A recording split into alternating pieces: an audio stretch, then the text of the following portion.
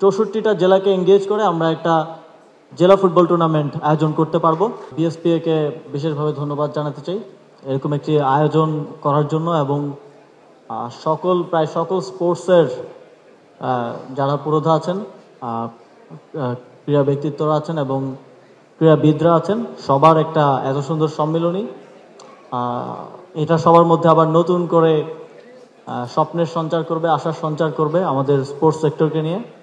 এই আয়োজনটি করার জন্য বিএসপিকে ধন্যবাদ জানাই। আপনারা জানেন যে আমরা অন্তর্বর্তীকালীন সরকার দায়িত্ব নেওয়ার পর থেকে আমরা ক্রীড়াক্ষেত্রে আমূল পরিবর্তনের লক্ষ্যে কাজ করে যাচ্ছি। বিগত সময়ে এই স্পোর্টস সেক্টরটাকে স্পয়েলড করে রাখা হয়েছিল এক ধরনের, যারা প্রকৃত ক্রীড়াবিদ, যারা ক্রীড়া সংগঠক, ক্রীড়া নিয়ে কাজ করতে আগ্রহী, তাদের পরিবর্তে আমরা দেখেছি বিভিন্ন রাজনৈতিক ব্যক্তিত্ব গুরুত্বপূর্ণ জায়গাগুলো দখল করে রেখেছিল, যে কারণে আমাদের স্পোর্টস সেক্টরে বিভিন্ন জায়গায় যথাযথভাবে কার্যক্রম হয়নি। আমরা সেই জায়গাগুলো পুনর্গঠন এবং সংস্কারের লক্ষ্যে কাজ করে যাচ্ছি। সারা দেশের যত ক্রীড়া সংস্থা আছে সেগুলোকে পুনর্গঠন করা হচ্ছে। যারা প্রকৃত অর্থে স্পোর্টস নিয়ে কাজ করে ক্যাটাগরিক্যালি তাদেরকে দিয়েই সেই কমিটিগুলো পুনর্গঠন করা হচ্ছে।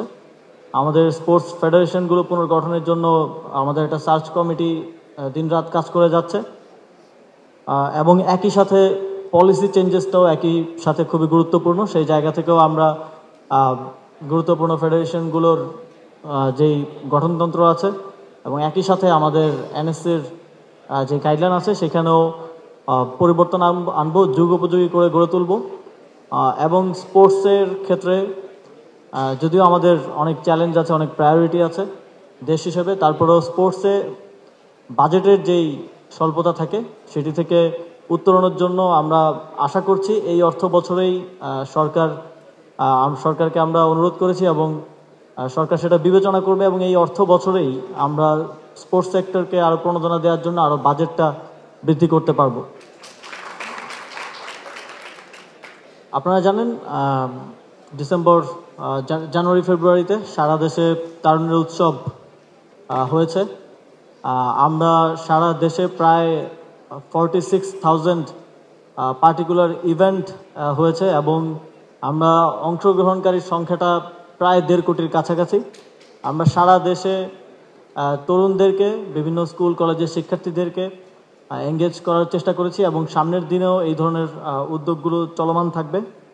ক্রীড়া অবকাঠামো উন্নয়নের জন্য সরকার কাজ করে যাচ্ছে। ইতিমধ্যেই আমি আমাদের মাননীয় প্রধান উপদেষ্টাকে অনুরোধ করেছিলাম, তিনি সংযুক্ত আরব আমিরাতে যখন সফরে ছিলেন তিনি সেখানে তাদের থেকে আর্থিক সহযোগিতা চেয়েছেন, এবং সংযুক্ত আরব আমিরাত কর্তৃপক্ষ আমাদেরকে 8টি বিভাগে 8টি স্পোর্টস হাব প্রতিষ্ঠা করে দেওয়ার জন্য সম্মতি জ্ঞাপন করেছে।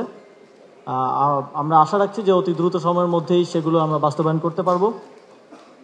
একই সাথে আমরা আমাদের এক্সিস্টিং যেই স্পোর্টস ফ্যাসিলিটিসগুলো আছে সেগুলোকে, আপনারা জানেন অনেকগুলো স্পোর্টস ফ্যাসিলিটিসই খেলাধুলার অনুপযুক্ত হয়ে গেছে। আমাদের অনেক ঐতিহাসিক মাঠ এখন আর খেলাধুলার উপযুক্ত নেই, যেমন নারায়ণগঞ্জের ফতুল্লা স্টেডিয়াম, এবং আমাদের যেই জাতীয় স্টেডিয়ামের কথাও যদি বলি, 6 বছর ধরে কোনো খেলা হচ্ছিল না।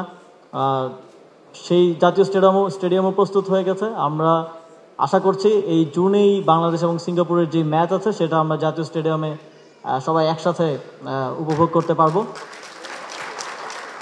একই সাথে সারা দেশে আমরা স্পোর্টস ফ্যাসিলিটিসগুলোকে সংস্কার করছি, এবং স্পোর্টসে ডিসেন্ট্রালাইজেশন খুব গুরুত্বপূর্ণ। স্পোর্টস শুধু ঢাকা কেন্দ্রিক কিংবা চট্টগ্রাম শহরগুলো কেন্দ্রিক হয়ে গিয়েছিল আমাদের অ্যাসেসমেন্টে আমরা যেটা দেখেছি।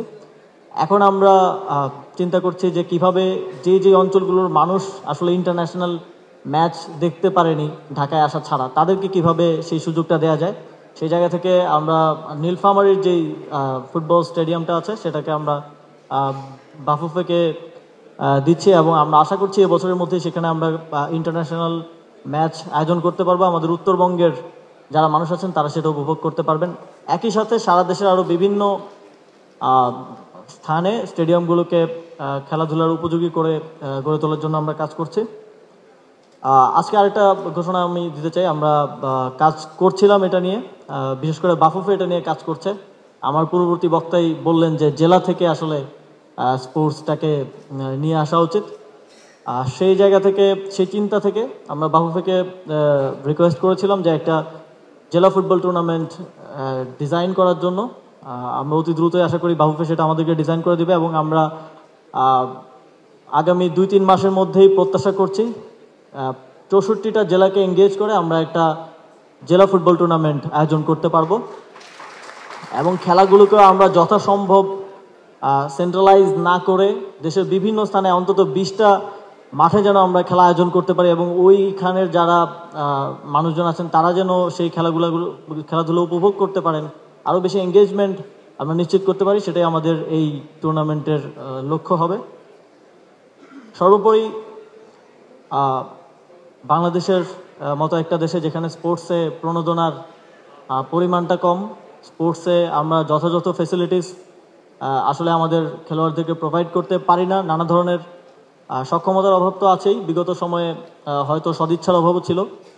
আমরা সেই জায়গা থেকে কাজ করে যাচ্ছি। স্পোর্টস ইনস্টিটিউট সহ আরও অনেকগুলো উদ্যোগ আমাদের রয়েছে। তবে তারপরেও আমাদের স্পোর্টসে এত সাফল্যের পেছনে একটাই কারণ, সেটা হচ্ছে এই অঞ্চলের মানুষ স্বপ্ন দেখতে জানে, এবং সেই স্বপ্নকে তারা করতে করতেই আসলে আমাদের সফলতাগুলো আসে।